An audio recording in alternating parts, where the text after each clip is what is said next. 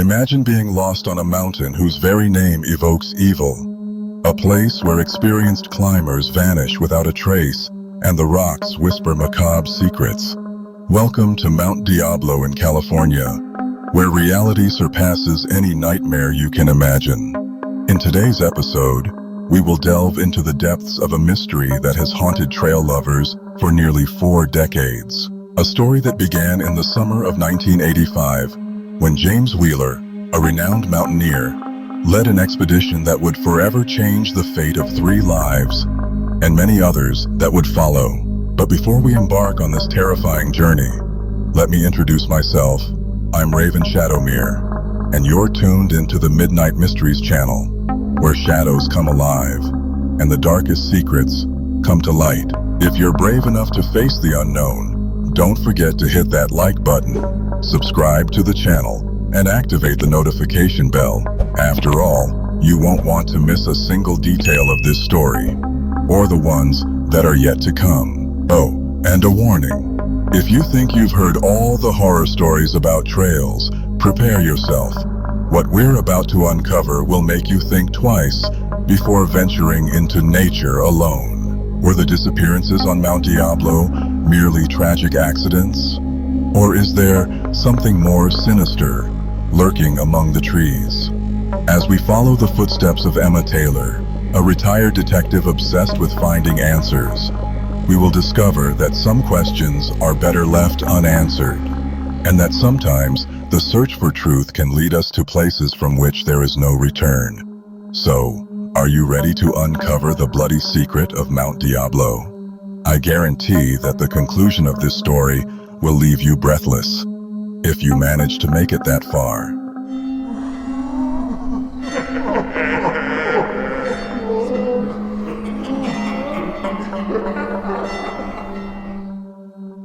The sun was setting on the horizon, painting the sky a blood-red hue as we arrived at the base of Mount Diablo.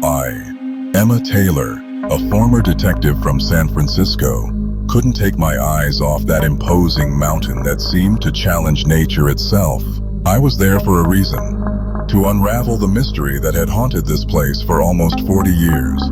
As I adjusted my backpack, I couldn't help but think of James Wheeler and his team. What could have happened on that fateful day in 1985? How could 3 experienced climbers simply vanish without a trace? My partner on this journey, a local guide named Mike, seemed nervous. "Emma, are you sure you want to do this? This mountain has a reputation, you know." I laughed, trying to mask my own anxiety. "Mike, I've spent my whole life solving mysteries. This will just be another one." Little did I know how wrong I was. We began our ascent at dawn. The air was heavy, charged with a tension we couldn't quite explain.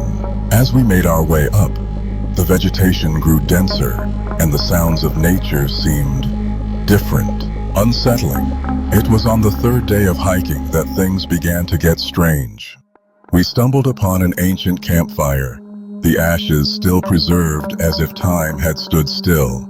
Around it, footprints that simply disappeared. "Emma, look at this," Mike called, pointing to a nearby tree. My blood ran cold. Carved into the trunk, still fresh, was the name, Diablo. That night, the nightmares began. I dreamt of James Wheeler, his face twisted in agony, screaming words I couldn't comprehend. I woke up in a cold sweat, certain we were being watched. The next day, we found the first body, or rather, what remained of it, bones scattered in a pattern that defied logic, as if the victim had been dismantled. The most disturbing part? Bite marks, not from animals, but from something different. Mike was in a panic. "We have to turn back, Emma. This isn't normal." But I couldn't. Not now that we were so close. Sarah Wheeler, James's daughter, deserved answers. I had promised her I would uncover the truth, no matter the cost. As we climbed higher, reality seemed to distort. Rocks moved when we weren't looking. Shadows danced at the edge of our vision, and that sound, a constant whisper, almost inaudible, but ever present. It was on the 5th day that we discovered the cave. The entrance was small, almost imperceptible. But something told me that this was the key to the entire mystery. Mike refused to enter. I didn't blame him. With my flashlight in hand, I stepped into the darkness. The air was thick, laden with a metallic odor that made me choke. The walls of the cave were covered in strange symbols, some of which looked like they had been written in blood. At the back of the cave, I found James Wheeler's journal. The pages were yellowed, yet still legible. I began to read, and my world crumbled. James was not merely a climber. He was a student of the occult, obsessed with ancient legends about entities that inhabited remote places. He believed Mount Diablo was a portal. The last entries in the journal were frantic, delirious.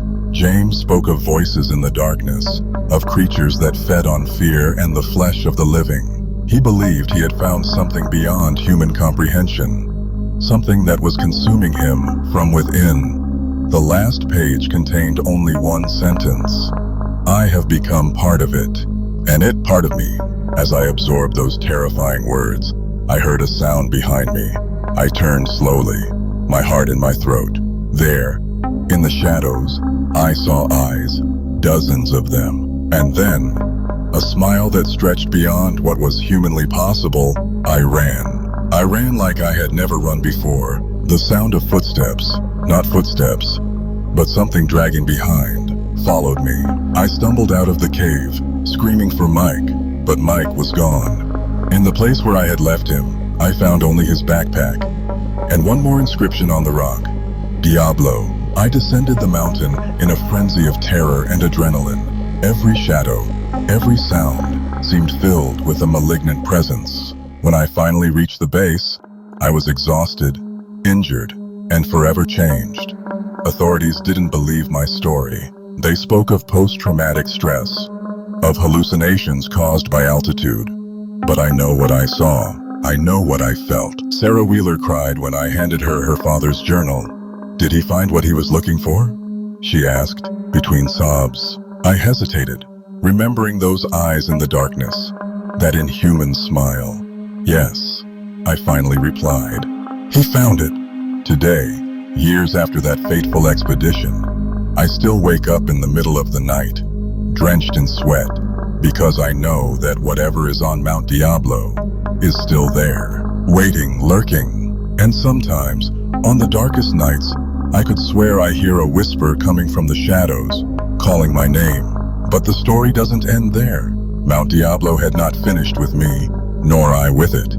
In the months that followed my desperate escape, I was consumed by nightmares and a growing obsession. The words of James Wheeler echoed in my mind.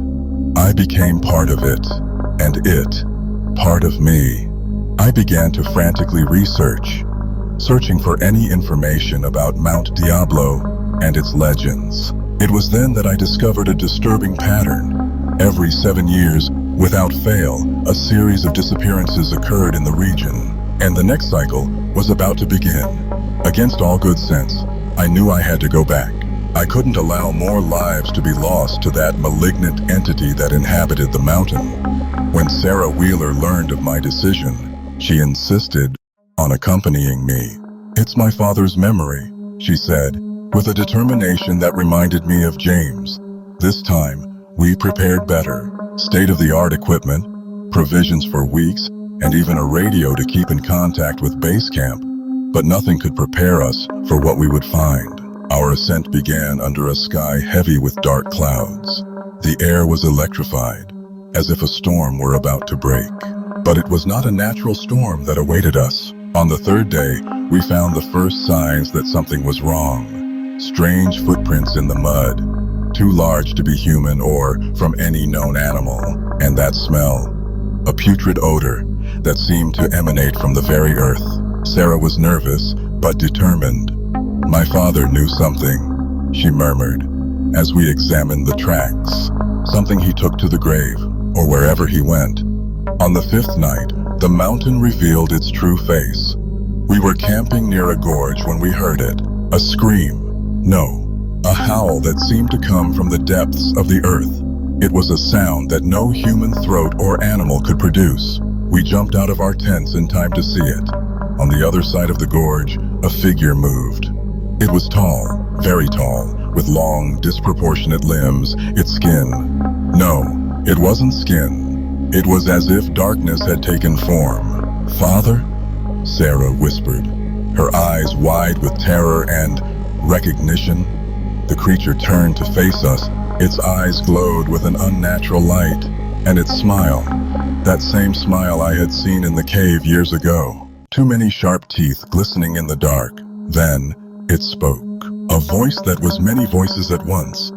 "Emma," the creature said, "you have returned. We were waiting for you." I froze. How did that thing know my name? And why did it use the plural? Sarah stepped forward, trembling. "Father, what happened to you?" The creature, no, I could no longer call that thing James Wheeler, let out a laugh that made the stones around us vibrate. "Your father? Your father is part of us now, just like all the others who came before, and soon, so will you." It was then that we saw the others, dozens, perhaps hundreds of shapes moving in the shadows, some almost human, others something completely different. "Run!" I shouted. Pulling Sarah with me, we raced down the mountain in a frantic sprint, the sounds of pursuit echoing behind us. Branches tore at us. Loose stones made us stumble, but we could not stop. To stop meant joining that horde of nightmares. When we reached a precipice, I realized there was no escape. We were cornered. Sarah looked at me, tears in her eyes. "Emma, I'm so sorry. I didn't know. I didn't understand." Before I could respond, she turned to the approaching darkness. "Father," she shouted, "I know you're still in there. Please help us." For a moment, nothing happened. Then, the creature that once was James Wheeler emerged from the shadows. His eyes, for a brief moment, seemed human again. "Sarah," he said, his voice a mix of pain and something deeper, something older. "You shouldn't have come." "What are you?" I asked, my voice trembling. "What is this mountain?" James and us, or what remained of him, looked at me. "It is a portal, Emma. A portal to something beyond human understanding. Something that exists in the spaces between realities. And now we are part of it." Sarah took a step toward her father. "Can we help you? Can we reverse this?" The laughter that followed was the saddest sound I had ever heard. "Reverse? There is no going back, my dear. This is evolution, transcendence, and now it is your turn to join us." The shadows closed in around us. I felt hands, could they be hands, grabbing me, pulling me into the darkness. Sarah screamed, a sound that transformed into something inhuman. And then, silence. I woke days later at the foot of the mountain. Rescue teams found me dehydrated, bruised, but alive. There was no sign of Sarah. Authorities classified it as just another missing persons case at Mount Diablo. Another tragedy for the records, but I know the truth. I know what I saw, what I experienced. Sometimes, on the darkest nights, I could swear I hear Sarah's voice, not coming from the mountain, but from within my own mind, calling, inviting. And the most terrifying part, a part of me wants to respond, wants to go back, because now I understand what James meant. Part of that mountain, of that entity, is inside me, waiting, growing. And I know that one day, no matter how much I struggle, I will return to Mount Diablo, not as Emma Taylor, the former detective seeking answers, but as part of something much greater, much older, much more terrible. Until then, all I can do is warn. If you ever find yourself on the trails of Mount Diablo and hear a whisper in the shadows, run, and don't look back, because what lurks on that mountain is not just death. It is something much, much worse. The mystery of Mount Diablo lingers, a shadow hovering over California. The disappearances continue. Although authorities strive to keep everything secret, families mourn for their loved ones, never knowing the terrible fate that awaited them on the slopes of that cursed mountain. As for me, Emma Taylor, I live with the weight of knowledge. Each day is a struggle against the call, against the part of me that yearns to return to that primordial darkness. I write this account as a warning, a plea for others not to follow the same path. James Wheeler sought knowledge and found horror. Sarah sought her father and found a fate worse than death. And I sought the truth and discovered that there are secrets that should remain buried. Mount Diablo guards its secret. But for how long? How many more will be drawn to its treacherous trails, to its shadowy embrace?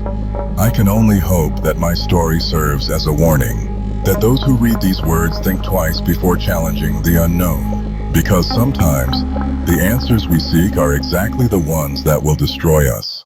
And as I write these last words, I can't help but gaze out the window at the distant mountains, because I know that there, in the shadows of Mount Diablo, something waits.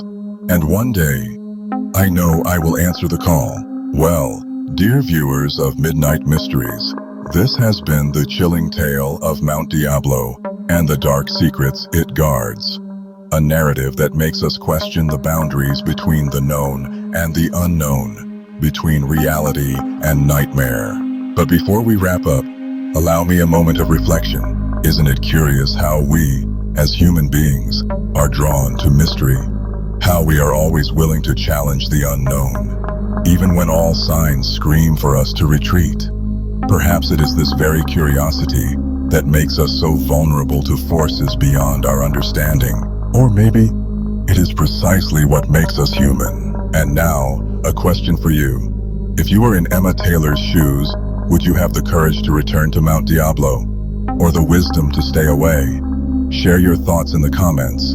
After all, who knows? Perhaps your answers will inspire our next horror story. Remember, sometimes the line between courage and madness is as thin as a spider's thread, and in some mountains, that thread might be the only thing separating life from something much worse. And with that chill down your spine, we come to the end of another episode of Midnight Mysteries. If you survived until the end without looking over your shoulder, congratulations, you're braver than most. Now, if this story unsettled you as much as it did me, don't forget to leave that like that scares away the creatures of the shadows. Subscribe to the channel for more nighttime nightmares, and turn on notifications. After all, you wouldn't want to miss the next mystery we're going to unravel, would you? Remember, every subscription, every like, every comment helps us continue bringing these stories from the depths of the unknown into the light of day. Or was it into the darkness of night? And for those of you feeling particularly brave after this story, why not share this video with that friend who swears they're not afraid of anything? Who knows? Maybe you'll convince them to take a night hike with you. Before we say goodbye, I'd like to thank each and every one of you, brave explorers of the unknown. It is your courage in facing these mysteries that keeps our lanterns lit in the dark. And remember, in our next episode, we'll dive into even deeper and darker waters. What will we find? Well, there's only one way to find out. Until then, keep an eye on the shadows. And don't forget to check under the bed before you sleep. Good night. If you can manage to sleep after this story.